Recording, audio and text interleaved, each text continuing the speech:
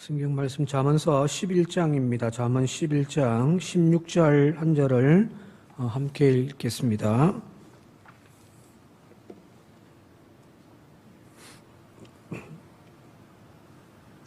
잠언서 11장 16절 함께 읽겠습니다. 시작. 유덕한 여자는 존영을 얻고 건면한 남자는 재물을 얻느니라. 아멘. 우리가 어떤 상대방 누군가를 향하여 또 혹은 무엇인가를 향하여 또 어떤 사건을 우리가 바라볼 때에 객관적으로 판단하라고 보통 말 많이 하잖아요. 그죠? 내 주관대로 판단하지 말고 그걸 있는 그대로 객관적으로 판단하자라고 우리가 많이 이야기합니다만은, 그러나 실제로 완전한 객관성을 보장할 수는 없는 거죠. 사물이나 어떤 그 사물을 있는 그대로 판단하는 것이 아니라 사실은 누구나가 다 자기의 색 안경을 끼고 그걸 바라보면서 자기의 색 안경을 통과한 그 색깔로 우리는 누군가를 판단하고 어떤 사건을 판단하고 무엇인가를 보게 되어진다는 거거든요. 그래서 완전한 객관화라는 있을 수가 없다는 거예요. 이건 뭐 어떤 철학적인 것도 아니고 실제로 물리학적인 어떤 수학으로 표현되어지는 물리학에서도 이런 완전한 객관화는 불가능하다고 이야기를 하거든요. 연구를 하는데 그 입자를 이렇게 들여다보기 위하여 전자현미경으로 막 비추면 이게 전자가 원자 중심을 도는데 이게 흐트러져 버린단 말이에요. 있는 그대로는 아니죠, 그죠? 그죠? 자, 여기서 말하는 이 색 안경이란 나의 경험, 내가 살아온 환경, 그 사회의 어떤 도덕적이고 윤리적인 어떤 가치관, 그런 것들이 종합되어져서 들어가 있는 거잖아요. 우리는 그런 필터링을 가지고 무엇인가를 바라보고 판단한단 말이에요. 그래서 각 사람이 무엇 하나를 바라보더라도 다 다를 수밖에 없는 거죠. 그죠? 지금 뭐 선거철입니다만 애국한다고 이야기를 하는데 진보 진영에서는 A라고 하는 후보를, 보수 진영에서는 P라는 후보를 서로 막 옹호한단 말이에요. 서로 막 근데 다 다르단 말이에요.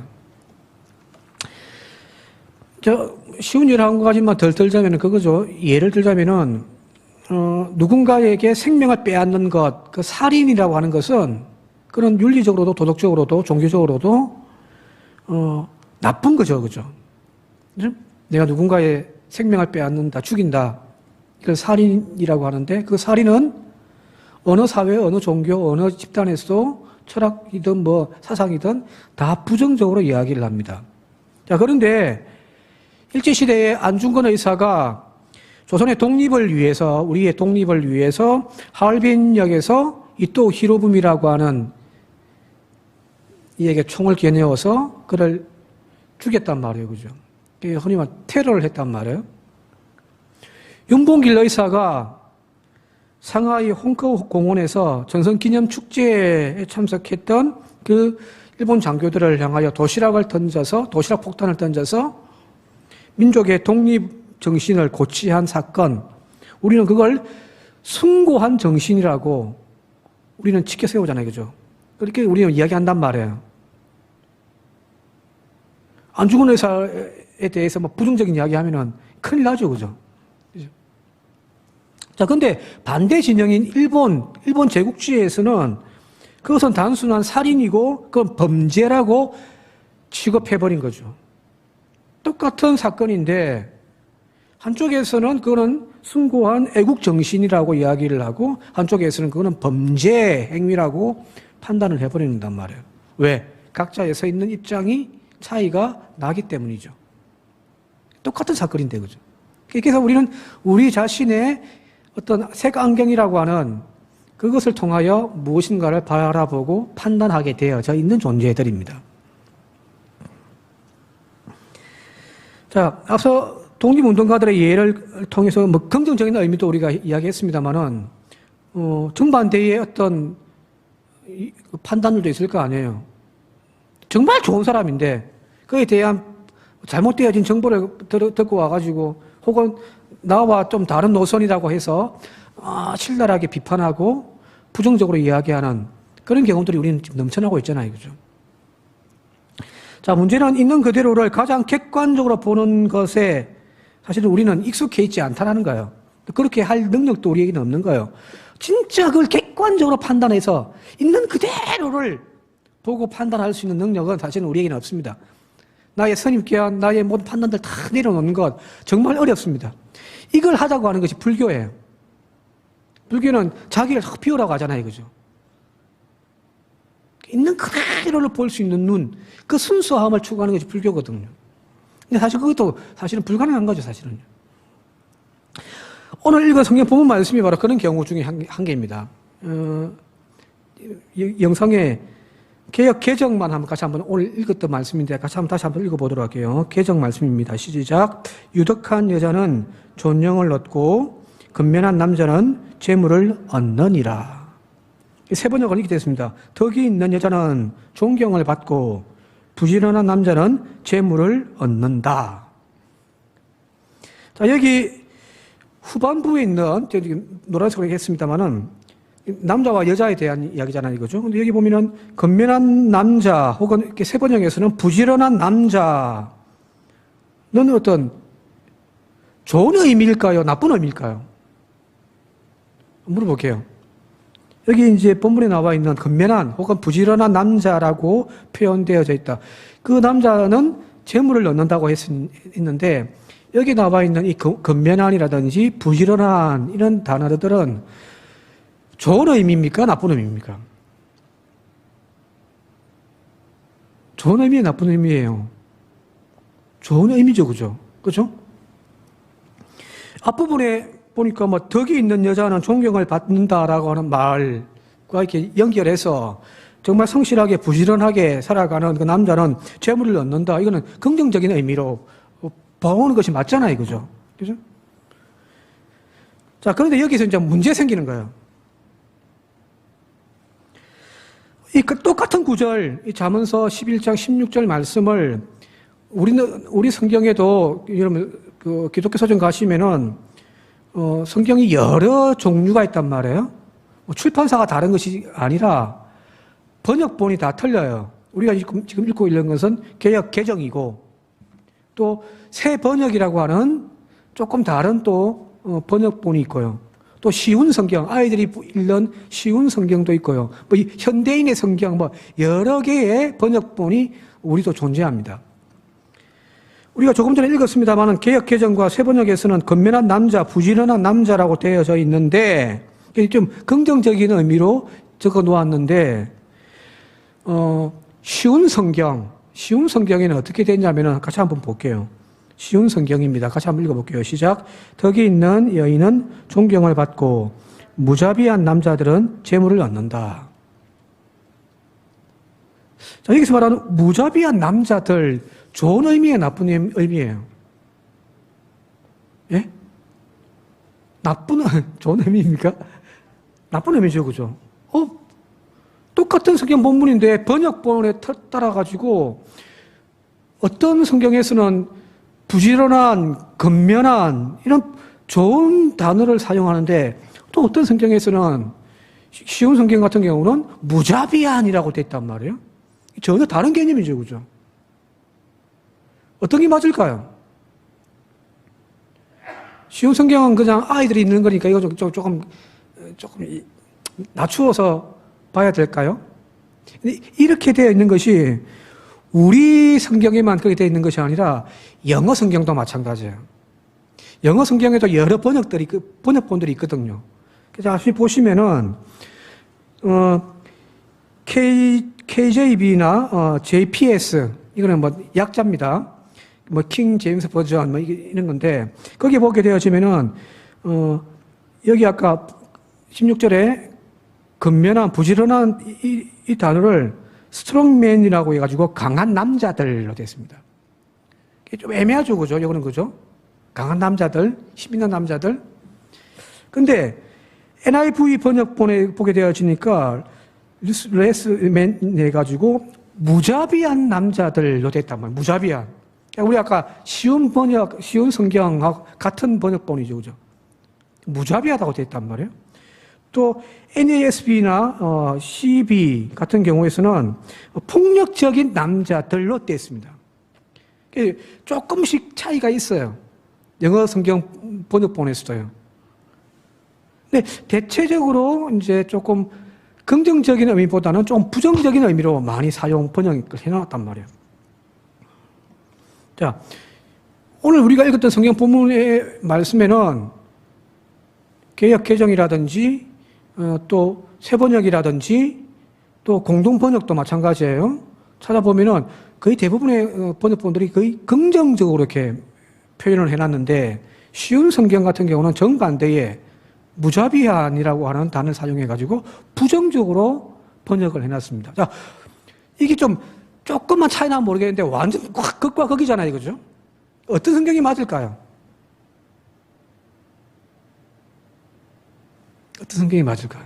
우리는 어디를 쫓아가야 됩니까? 자, 왜 이렇게 번역의 차이가 났는지부터 우리가 좀 살펴봐야 될 필요가 있습니다.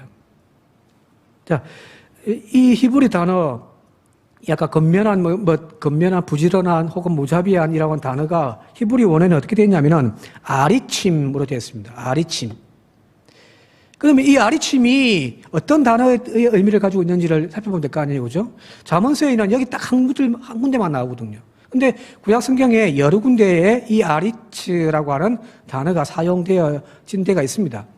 거기 보게 되어지면은 예를 들면은 욥기 6장 23절 같은 경우는 이 아리츠를 포악한 자로 번역을 해놨습니다. 포악한 자. 그리고 욥기 15장 20절, 27장 3절, 그리고 이사야서 25장 3절, 이사야서 49장 25절, 에스겔 28장 7절, 30장 11절 이런데 이 아리츠라는 단어가 사용되어졌는데 거기에도 어떻게 번역을 해놨냐면은 강포한 자, 강포한 자, 강포자 이렇게 됐단 말이에요. 자, 긍정적인 의미를 가지고 있는 단어가 아니라 뭐라고요? 부정적인 의미를 가지고 있는 단어의 의미예요. 그래서 개역 개정이라든지 새번역이라든지 공동번역에서 긍정적으로 부지런한 근면한 이런 표현으로 번역해 놓는 것보다는 쉬운 성경이 번역해 놓은 무자비한이라고 하는 단어가 사실은 맞을 거예요.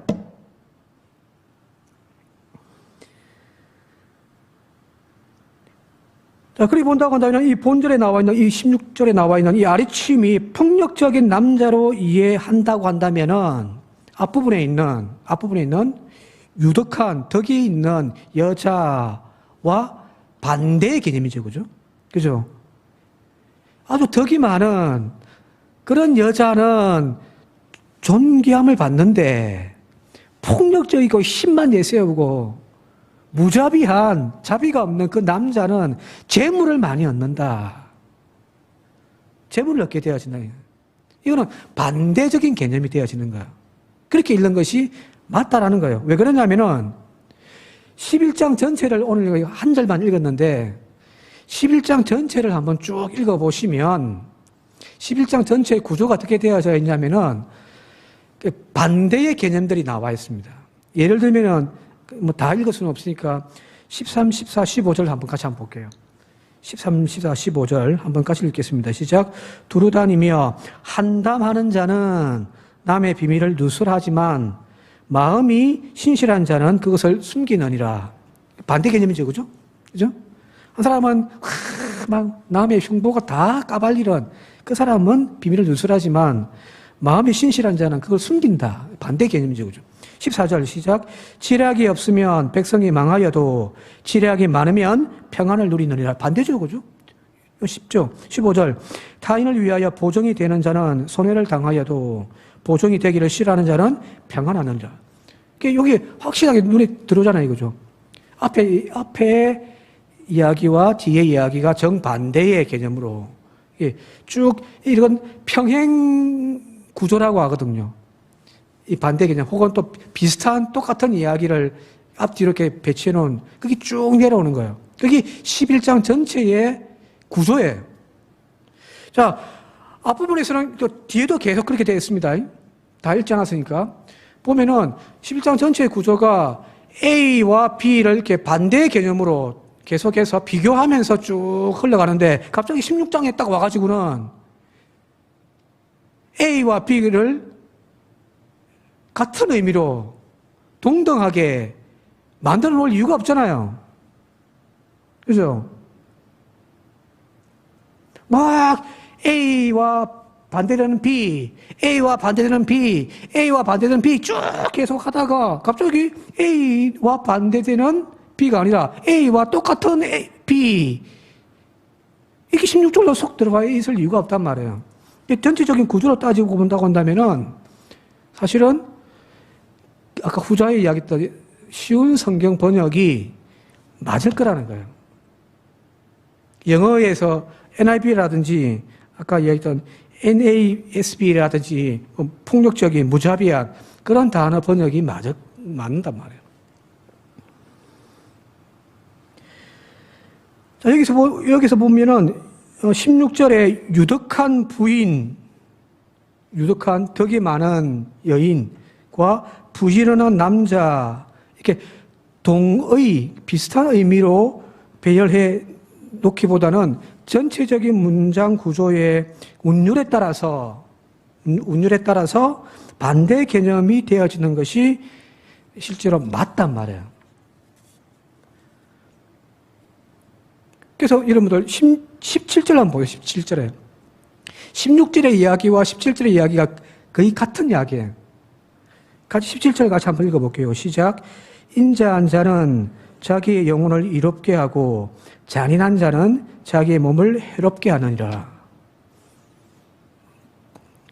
여기 인자한 자는 앞부분의 16절에 뭐에 해당되어질까요? 유덕한 자, 덕이 많은 여자 되겠죠, 그죠? 잔인한 자는요, 무자비한 자가 되어지는 거죠. 자, 이렇게 우리가 쭉 살펴보았습니다만은 왜 개역 성경과 새 번역 혹은 공동 번역, 우리나라의 많은 성경 번역본들이 여기 11장 16절을 아리침이라고 하는 이 단어를 다른 성경에도 이 아리침이라는 단어가 부정적인 의미로 사용되어졌음에도 불구하고 왜 긍정적인 의미로 근면한, 부지런한이라고 번역을 해놨을까요? 이 사실은 번역이 잘못되어진 거예요. 번역하는 사람들이 잘못 번역을 해놓은 거예요. 근데 왜 그렇게 했을까요?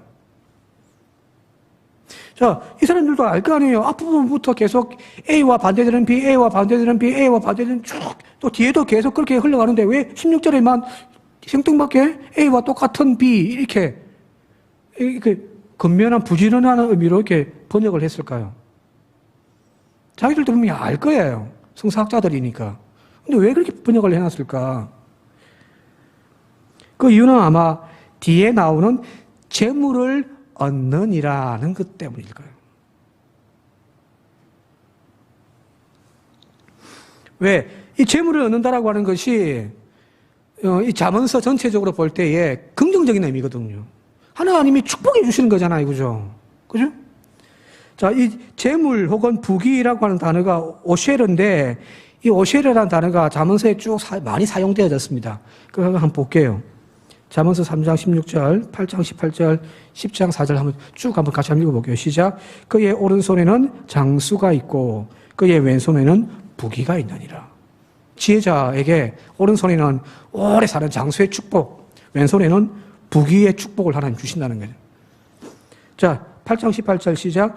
부귀가 내게 있고 장구한 재물과 공의도 그러하느니라. 이렇게 부귀의 축복을 주신다는 거잖아요.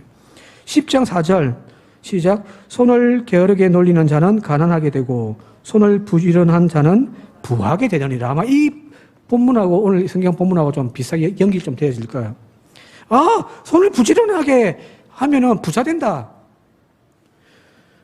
잠언이 지혜서니까 실제로 그렇잖아요. 게으르면은 부자 될 확률이 없잖아요. 근데 열심히 살면 부자 된다. 그렇게 우리는 가르치잖아요. 그죠? 잠언 10장 22절 계속 읽겠습니다. 시작. 여호와께서 주시는 복은 사람을 부하게 하고 근심을 겸하여 주지 아니하시느니라. 분명히 이 재물을 얻고 부하게 되어지는 이 개념은 잠언의 전체적인 지혜서의 가르침에 따르면은 이거는 좋은 거예요. 그죠? 그죠? 지혜로운 자에게 하나님이 축복해 주시고 어리석은 자에게, 악한 자에게 하나님이 심판하신다가 잠언서 전체의 어떤 틀인데, 거기에 비춰본다고 한다면은 재물을 얻었다라고 하는 것은 좋은 의미이기 때문에 그 앞에 주어지는 그 주어는 좋은 사람이어야 한다는 거잖아요. 그러니까 뭐 부지런한, 근면한, 좋은 의미로 해석을 했을 거라는 거예요. 자, 여기 재물과 부귀는 잠언 가르침에 따라서 지혜로운 사람, 즉 하나님의 뜻을 알고 그 패턴에 맞추어서 순응하면서 잘 따라 살아가는 사람에게 주어지는 결과물이자 하나님의 선물이잖아요. 그죠? 그게 잠언의 지혜란 말이에요.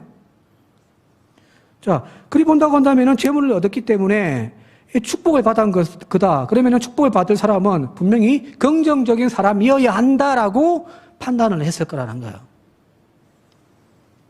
근데 문제는요, 이게 바로 우리의 선입견이라는 거예요. 선입견. 앞처음에 이야기했잖아요. 우리의 색안경을 끼고 보다 보니까 그렇게 보여져 버린 거예요. 하나님의 뜻은 그게 아닌데. 본래의 뜻은 그게 아닌데. 우리가 이런 경험들을 많이 하잖아요, 실제로. 가난한 이 민족이 지금 막 세계 경제권 10위, 뭐 군사력으로는 6위, 엄청나게 지금 막 발전을 했단 말이에요. 이렇게 잘 먹고 잘 살게 되어진 거 우리는 하나님의 축복이라고 이야기하잖아요, 그죠? 이렇게 경제적 성장한 것, 이건 하나님의 축복이다라고 우리가 이야기한단 말이에요. 성도의 가정에서 뭐 진급했다든지 승진했다든지 좋은 대학교에 진학하여 입학했다든지 우리는 그걸 다 보고서 다 하나님이 주신 복이라고 이야기를 하잖아요. 그래서 우리는 감사금도 하고 축복기도 해주고 막 그러잖아요. 근데 가만히 보세요. 그 과정에서 부정적인 사용할 방법을 사용했고 또 잡아서는 안 될 나쁜 손을 붙잡고 줄 탁 쓴다고 나쁜 핀을 써가지고 막 그렇게 이렇게 어떤 안 좋은 방향들, 부정적인 방법을 통해서 성진을 했다든지 입학을 했다든지 좋은 자리에 앉았다든지 그걸 우리는 하나님의 축복이라고 이야기를 해서는 안 되는 거죠. 그죠? 근데 우리는 무조건 성진만 하고 좋은 일이 생기고 부유해지면 무조건 우리는 하나님의 축복이라고 우리는 그렇게 쉽게 이야기를 해버린단 말이에요. 그게 지혜로운 것이 아니라는 거다. 자, 이 재물에 대해서 잠언이 무조건 좋은 의미로만 사용되어진 것이 아니라 부정적인 의미로도 사용되었다는 것을 볼 수가 있습니다. 같이 한번 볼게요. 잠언 28절입니다. 시작. 자기의 재물을 의지하는 자는 패망하려니와 의인은 푸른 잎사귀 같아서 번성하리라. 14장 24절 시작. 지혜로운 자의 재물은 그의 면류관이요 미련한 자의 소유는 다만 미련한 것이니라. 22장 1절 많은 재물보다 명예를 택할 것이요 은이나 금보다 은총을 더욱 택할 것이니라. 28장 20절 충성된 자는 복이 많아도 속히 부하고자 하는 자는 형벌을 면하지 못하리라.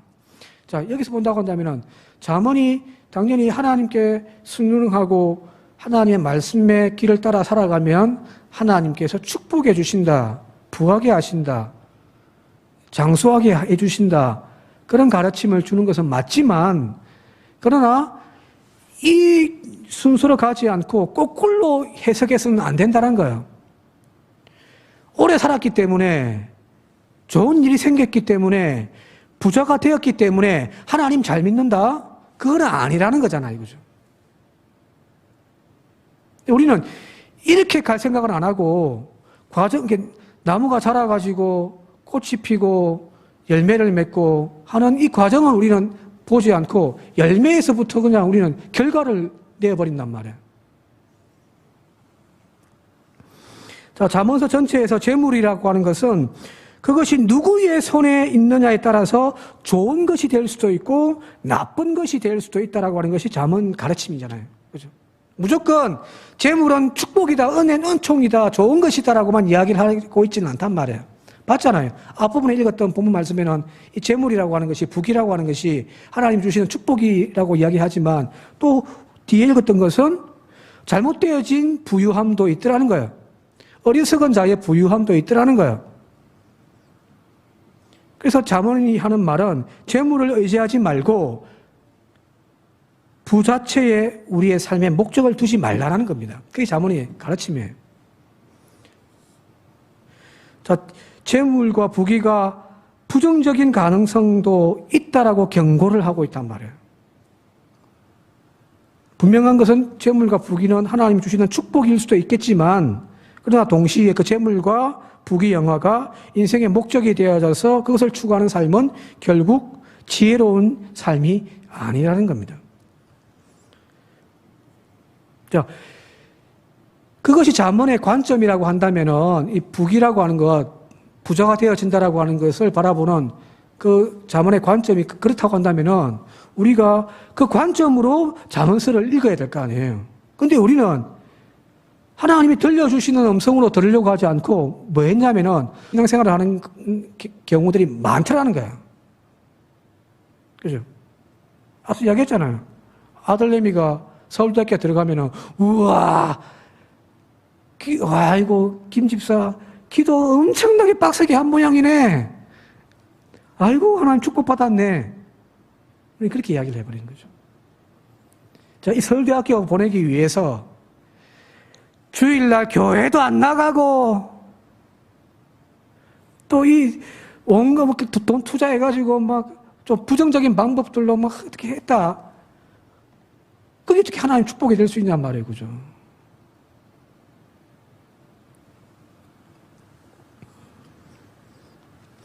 자, 계속해서 반복적으로 이야기합니다. 잠언서에서 이야기하는 지혜란 하나님의 그 뜻이 무엇인지를 잘 알고, 그리고 그 뜻에 내 뜻을 맞추어서 내 뜻은 던져버린 채 하나님의 뜻에 겸손하게 엎드려서 하나님의 말씀에 그 길을 순종하며 나아가는 삶의 태도가 지혜라고 했잖아요.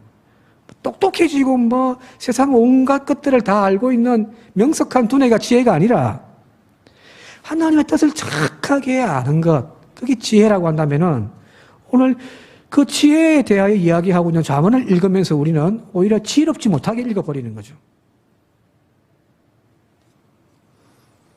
자, 그래 본다고 한다면은 성경 오늘 부분 말씀을 어떻게 읽어야 되냐면은 앞부분에 나와 있는 그 유덕한 덕이 많은 여인은 존영을 받는다, 높임을 받는다. 근데 무자비한 남자들은 힘만 내고 남의 것을 빼앗고 지그밖에 모르는 그런 무자비한 사람은 오히려 그냥 재물만 많아진다. 이렇게 읽는다면 여기 앞부분에 유덕한, 덕이 많은 이 단어가 히브리어로 헨이거든요. 헨. 이 말은 무슨 말이냐면은 불쌍히 여기는 거야. 불쌍히 여기는 거. 누군가가 지금 큰 고통을 당하고 있을 때 거기에 대하여서 내가 아파하고 긍휼히 여기면서 자신의 것을 값없이 공짜로 나누어 줄 줄 아는 그런 성품을 헨이라고 한단 말이에요. 그 사람은 존영을 받고 하나님이 또 그를 높여주시지만 무자비한 자, 자기 것밖에 모르고 한 그 사람에게는 재물만 많아져 버리는 거예요. 근데 이 재물이란 근심이 많은 거죠. 그죠? 폭력적인 자들, 무자비한 자들은 타인의 아픔과 고통에 아랑곳하지 않습니다. 오직 자기 재물만 움켜쥐고 있는 거예요. 이것이 자기의 자랑이 되어질 수가 없다라는 거잖아요. 그죠? 이런 사람들은 지혜로운 사람이 아닙니다. 잠언이 지금 이야기하려고 하는 이 지혜가 앞서 이야기했듯이 하나님의 뜻을 따라서 실천하는 삶이라고 우리가 말한다면은 이것은 분명 하나님의 뜻이 아니잖아요. 그죠? 아니란 말이에요. 우리 좀 헷갈리지 않았으면 좋겠습니다. 따라서 우리는 그런 부유한 사람들을 하나님의 축복받았다라고 칭찬하거나 부러워할 이유가 없습니다. 저렇게 신앙생활 개판으로 하던데 왜 저 집은 저렇게 잘 되지? 우리 그렇게 한 번씩 이야기하잖아요. 그죠? 믿음 생활도 이상하게 하고 항상 보면은 이상 못된 일만 짓거리만 하는데 왜 저렇게 항상 잘 되지? 하나님 참 불공평하시다. 이렇게 믿음 생활 열심히 하고 그래도 순종하며 살려고 하는데 또 가난한 그 교인들을 바라보면서 하나님은 왜 이러시지? 하는 마음이 생긴단 말이에요. 그죠? 에이, 믿음 생활 해봤자 아무 소용이 없다. 지금 자문서가 우리에게 이야기하는 것은 그렇게 되어지는 것을 지금 방지하기 위함이잖아요. 뭐예요? 그렇게 부정확하게, 무자비하게, 지 돈밖에 모르는 그런 하나님의 뜻과 반대되어진 삶을 살아가면서 누리는 그 부유함을 부러워하지 말라는 거잖아요. 오히려 유독하게 없지만 주변의 교인들, 힘든 사람들 바라보면서 함께 눈물 흘려주고 작은 것 하나 나눠줄 수 있는 그 사람이 복 있는 사람이고 그 사람이 하나님의 뜻에 합당하게 살아가는 사람이라고 지금 성경은 그렇게 이야기를 하고 있는 거거든요. 이제 말씀 정리하며 마치도록 할게요. 잠언서가 우리에게 지혜를 이야기해 주고 있습니다. 그 지혜란 하나님의 뜻이 무엇인지를 바르게 아는 거잖아요. 그죠? 우리의 욕심의 색안경으로 세상에 삐뚤어진 잘못되어진 그 색안경을 끼고 성경을 보지 않았으면 좋겠습니다. 그럼 이상한 것이 나오는 거예요. 날마다 주어져 있는 일용할 양식에 감사하며 삽시다. 그리고 예수 그리스도의 긍휼의 마음을 품고서 오늘 우리 주변에 우리 이웃들에게 그들에게 먹을 것 하나 좀 더 나누어 주고 추운 몸을 따뜻하게 해줄 수 있는 그런 따뜻한 가슴을 가지고 있는 성도, 그런 교회라고 한다면 하나님이 복 주실 줄 믿습니다. 가짜 복이 아니라 진짜 복을 누리는 그런 저와 여러분들, 우리 교회가 되어줄 수 있기를 시간 주님의 이름으로 축원드립니다. 함께 기도드리겠습니다. 고마우신 아버지 하나님, 우리가 추구하고 욕심내는 그 복이 아니라 하나님이 허락해 주시고 하나님이 내려주시는 복을 누리는 저희들이 되게 하여 주시옵소서. 그리하여 성경의 말씀을 바르게 읽게 하시고 그 말씀을 바르게 또한 듣고 실천함을 통하여 지혜 있는 자가 되게 하시며 반드시 하나님께서는 그 지혜 있는 자에게 복 주심을 오늘 우리의 삶을 통하여 간증하는 저희들이 되게 하여 주옵소서. 예수님의 이름으로 간절히 기도드리옵나이다. 아멘.